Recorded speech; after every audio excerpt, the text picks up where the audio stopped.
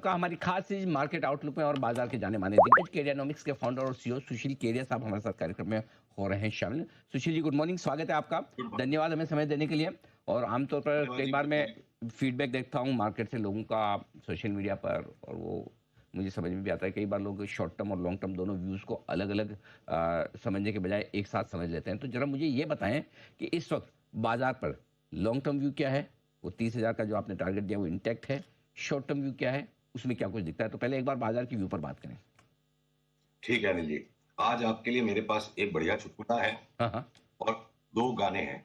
मैं आ, आपको पहले चुटकुला सुनाऊं या गाने सुनाऊं? हम्म, जो क्रम आप सोच के आए हो सुनो, क्योंकि उसी में सबसे बेस्ट परफॉर्मेंस आएगी।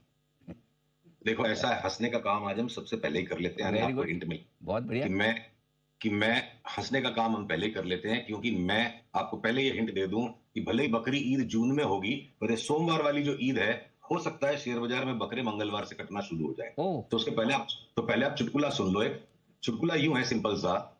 हेलो। जी जी जी, बिल्कुल, मैं एकदम गौर से ध्यान से एकदम मन लगा के सुन रहा हूँ। कलकत्ते में जिस स्कूल में पढ़ा था, हमारे ज्योग्राफी के टीचर थे सीएन दास साहब। ओके। तो वो डिटेल में बताते थे कि गंगोत्री से निकल के, उत्तराखंड से होके, उत्तर प्रदेश से होके, गंगा के मैदान से गंगा, उन्हें बहुत डिटेल में वो बताते कि हम्म। बंगाल की खाड़ी जाती है।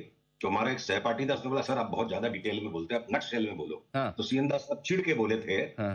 देखो बेटा, गंगा जो है ना, गंगोत्री से निकल के सीधे बंगाल की खाड़ी में भी गिर सकती है, पर वो सरकारी स्कूल में ही होता है। तो इसलिए 30,000 का जो व्यू है, हाँ इसलिए जो 30,000 का व्यू है, हाँ। उसको सीधे बंगाल की खाड़ी में आप एक झटके में मत गिराओ। गंगा जो है ना, चारों तरफ घूमते फिरते उत्तराखंड, उत्तरांचल, उत्तर प्रदेश, बिहार, बंगाल के मैदान से होते हुए गुजरेगी। तो एक बार के लिए अगर मैं चार्ट का सहारा लूं, पीसीआर कृपया 2-3 मिनट चार्ट खुली रखिए, मैं 4-5 चार्ट से आपको सारी बात क्लियर करूंगा। ये देखिए, वॉलेटिलिटी वॉलेटिलिटी इंडेक्स जो फ्यूचर्स, सीबीओई वॉलेटिलिटी इंडेक्स फ्यूचर्स की चार्ट मेरे स्क्रीन पर है। इसने कल ही, परसों ही रिवर्सल दे दिया था इस लाइन पे। कल रात को ये अगले और फर्दर मोमेंटम को गेन करने के पूरे मूड में आ गई। तो इसका सारांश ये है कि भय का वातावरण पूरे विश्व के बाजारों में लौटने की बिल्कुल तैयारी पर है। और ऐसे में हमें ये देखना होगा। अब लौट के आते हैं बैंक निफ्टी पे। ये बैंक निफ्टी ना यहाँ पे मरी पड़ी थी जो 47,500 की, तो उछल करके 52,000 दिखा चुकी है।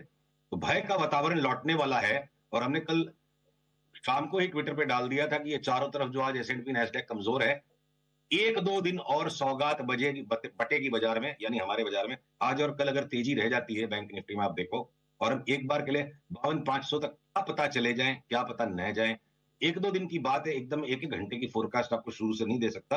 हमारे निवेशकों को मिलती है, क्योंकि हम उसके साथ लगातार टच में रह सकते हैं।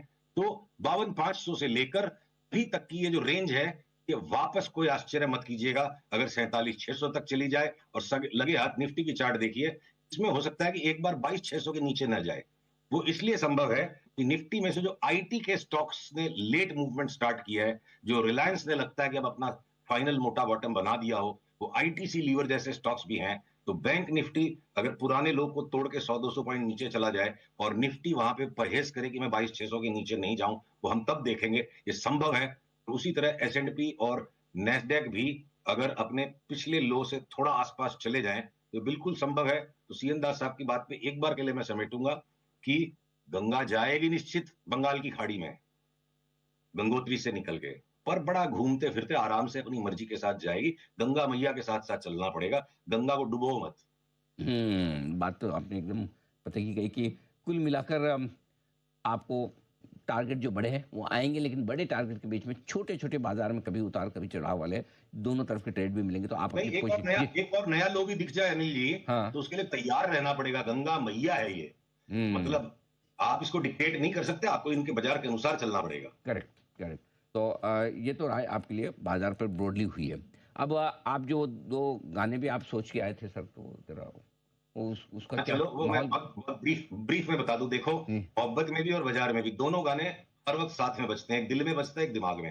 बैंक निफ्टी की चार्ट पर दोबारा से पीसीआर दिखा रहा है, हम्म। तो जो यहाँ नीचे से जो राइज आया, तो गाना बज रहा था, लैला में लैला कैसी में लैला, हर कोई चाहे मुझसे मिलना अकेला, मैं अकेले कमा लूं। अच्छा। फिर अचानक से गाना चेंज भी हो जाता है, लैला तेरी ले लेगी तू लिख के ले ले। लैला ही है ये बाजार लैला ही है। पर ये दोनों गाने सुनती है, तो बस समझदारी इसी में कौन सा गाना बजने वाला है उसके हिसाब से मूड बनाओ, सौदा वैसे बनाओ। अच्छा, वक्त वक्त पे आप अपना म्यूजिक के हिसाब से अपना स्टैंड चेंज कर लें। ये तो अब कुल हाँ जी, मिला के लैला तो लैला रहेगी, पर लैला जो गाना सुनाएगी हमको वही सुनना पड़ेगा, हमारी नहीं चलेगी। तो कुल मिला के ये है कि मुद्दे की बात है कि लॉन्ग टर्म टारगेट आपके 30,000 के इंटेक्ट है। शॉर्ट टर्म में हो सकता है यस, 22,500 22,600 आ जाए, हो सकता है नया लो भी बने। करेक्ट? राइट। बिल्कुल। तो तो उस हिसाब इसलिए इंडेक्स से बाहर निकल के, लार्ज कैप स्टॉक से बाहर निकल के, जहां पे रियली लॉन्ग टर्म पैटर्न मजबूत मिल रहे हैं, हुँ। इस करेक्शन में भी अगर ये वर्कआउट हो जाता है, अभी तो 1-2 दिन तेजी है, उसके बाद अगर ये करेक्शन अगले मंगलवार से अगर वर्कआउट हो जाता है, तब भी इसका मतलब ये नहीं कि हम पोर्टफोलियो छोड़ देंगे। जिन चीजों के अंदर लंबे समय के लिए शुरुआत ऑलरेडी हो चुकी है, इंडेक्स भले एक बार वापस 22,600 जाए, जिन स्टॉक्स ने ऑलरेडी 47,000 बैंक निफ्टी वाले सेटअप्स और पैटर्न्स कंप्लीट कर दिए, हमारी शॉपिंग उनमें हो सकता है गिरते बाजार में भी जारी रहे, माल नहीं छोड़ेंगे। कोई विशेष स्टॉक स्पेसिफिक एक्शन आपको लगता है जो तेजी या मंदी की तरफ अभी नया शुरू करना चाहिए? सॉरी अनिल जी, प्लीज दोबारा रिपीट कुछ कीजिएगा। नया एक्शन तेजी या मंदी की तरफ किसी भी स्टॉक में लेना हो, कोई ऐसा इस वक़्त आपको लगता है या वही पुराने ट्रेड कंटिन्यू करने चाहिए? तो देखिए, मैं थोड़ा सा बातों को छांट दूं। बैंकों के अंदर हो सकता है हम कोटक महिंद्रा बैंक और आईसीआईसीआई को शॉर्ट कर दें, और हो सकता है कोटक महिंद्रा आश्चर्यजनक तरीके से नीचे लुढ़कता चला जाए, पर मैं एक भी पीएसयू बैंक को शॉर्ट नहीं करूंगा। सिर्फ मुनाफाखोरी करके नीचे 5-7% के करेक्शन में उन्हें वापस लेंगे। पीएसयू बैंक्स का लगता है लॉन्ग टर्म बॉटम हो गया, प्राइवेट बैंक्स का एक राउंड बाकी हो सकता है। उसी तरह से अगर मैं आईटी में आऊं, तो जहां पहले हमें परहेज था कि लार्ज कैप आईटी में भी फाइनल बॉटम बाकी है, स्मॉल ले लो, अब मुझे लगता है लार्ज कैप स्मॉल कैप दोनों हो चुके हैं। Time to time take profit अलग बात होगी, मुझे नहीं लगता कि वे नए लो में आईटी के स्टॉक्स जाएंगे। मैं स्टील पे अगर लौटूं, तो जो स्टील में एक बार अपना व्यू था अनिल जी की बहुत बड़ी तेजी शुरू हो चुकी है, वो नहीं हुई, एक लार्ज रैली बन गई, जिंदल के स्टॉक्स के टारगेट्स एक इंटरिम टारगेट आ गए, एक बार टेक प्रॉफिट करो, सेल में नया नीचे का लो आएगा तो लेंगे, टाटा स्टील में नीचे का लो आएगा तो लेंगे। तो अलग अलग सेक्टर का अलग अलग स्प्रेड बना हुआ है। अब मैं अगर फाइनेंशियल्स की स्पेस में आऊं, जहां मुझे सबसे ज्यादा डिसअपॉइंटमेंट लगता है, अगर इस ईद के बाद बकरे कटना शुरू हो गए, तो सबसे पहले फाइनेंशियल्स में कटेंगे प्राइवेट बैंक्स के अलावा। वो जो श्रीराम फाइनेंस इठला रहा है, मुथूट मन्नापुरम इठला रहे हैं, ये बजाज के दोनों ट्विंस जो इठला रहे हैं, तो हो सकता है हम बजाज के ट्विंस में अगर पक्का सेल सिग्नल पैटर्न मिल गया हम शॉर्ट कर देंगे, पर मैं इंश्योरेंस के स्टॉक्स को शॉर्ट नहीं करूंगा, उनको पुल बैक में मैं लूंगा। तो अलग अलग लिहाज से सेम सेक्टर में भी अलग सब सेक्टर्स में चार्ट्स बनी हुई है। फाइनेंशियल स्पेस में एक तरफ अगर मेरे को एक कोहराम दिखता है, मैं सीडीएसएल के 100 शेयर नहीं बेचूं, और घट जाएगा तो बोलूंगा लॉटरी खुल गई और लेना है। तो अनिल जी, अलग अलग स्टॉक्स का अलग अलग चित्र चल रहा है। मतलब एक हथौड़े के नीचे सारे स्टॉक्स को कील बना के ठोक दे, ऐसा नहीं है। कोई स्टॉक स्क्रू भी है, कोई को स्क्रू ड्राइवर भी है, हर एक स्टॉक को अलग तरीके से देखना पड़ेगा। ठीक बात है। और एक राय आपसे गोल्ड पर भी लेना चाहता हूँ। 3,000 के डॉलर के लेवल के ऊपर लगातार टिका हुआ है। क्या संकेत दे रहा है? शॉर्ट टर्म और लॉन्ग टर्म दोनों? ये आपने बहुत सही चीज वापस मुझसे पूछी है। गोल्ड फ्यूचर्स के ऊपर हमारी प्रोग्नोसिस पर हम अभी तक चैलेंज्ड हैं, राइट नहीं हो पाए हैं, रॉन्ग मानने को तैयार नहीं है। क्या हम जिद्दी हैं, क्या यहाँ पर परहेज रखने की जरूरत है? सीआर कृपया, मैं आशा रख रहा हूं आप चार्ट दिखा रहे होंगे, तो देखिए हर एक हाई को अगर कोई पकड़ पाता और पैसे घर ले आता, या हर एक नए हाई पे आने से माल ले लेना चाहिए, तो गोल्ड का प्राइस फिर ये $3,000 ही क्यों, 1 लाख क्यों नहीं हुआ?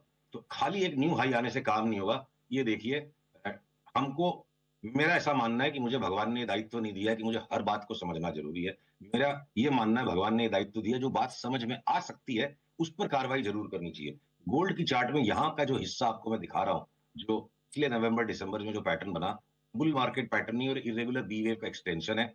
हमको चाहे जितने भी दिन गोल्ड छटपटाहट दे दे, हम इंतजार करेंगे। 2500 के आसपास जब मिलेगा, तब हम इसको लेके 3500 में बेचने की बात सोचेंगे। उसके पहले जब ये ऊपर चढ़ती लाइन टूटेगी, उस दिन हम इसको शॉर्ट करेंगे। अब तक इसमें शॉर्ट बना नहीं है। हम यहां से परहेज में कि गोल्ड लेंगे नहीं बेचेंगे, यहां से हम परहेज में, और वो सेल आया नहीं। ये एक प्रार्थना है मुझे, आप गोल्ड के सिवा क्रूड की भी चार्ट जल्दी से दिखाने दो, और ये सारा रहस्य मेरे को लगता है संसार के मार्केट्स में क्रूड का है। ये देखिए क्रूड की चार्ट में जो भय का वातावरण विक्स पे लौट रहा है, और क्रूड की चार्ट तैयार है कि बहुत आश्चर्यजनक तरीके से कोई अनहोने ऊपर के भाव भी बन जाए। सामान्य भविष्यवाणी 114-15 से ऊपर की करना अतिशयोक्ति हो जाएगी, पर मेंटली ओपन रहिए कि 114-15 के ऊपर भी निकल गया तो इसमें कुछ भी हो सकता है। तो क्या ये संसार तैयारी कर रहा है कि ईरान और इसराइल का तमाशा दोबारा लौटेगा, या कोई और बड़ा जियो पॉलिटिक्स लौटेगा? सबका ध्यान ट्रंप जी के ऊपर लगा हुआ है कि वो क्या कर रहे हैं। तो मुझे लग रहा है कि जो स्मार्ट मनी है संसार का, चार्ट्स बता रही है, बियॉन्ड ट्रंप भी संसार बड़ी चिंताओं को वापस निर्मित कर रहा है। इसलिए यहां बड़ा सावधान रहने की जरूरत है। कच्चे तेल में भी सावधान रहें और सोने में भी। ये राय आपके लिए केडिया साहब की तरफ से। बहुत बहुत धन्यवाद सर, समय दिया और विस्तार से आज आपने बाजार के डायरेक्शन पर हमारे दर्शकों को अपनी राय रखी। बहुत बहुत शुक्रिया। जल्दी आपसे फिर मुलाकात होगी। आइए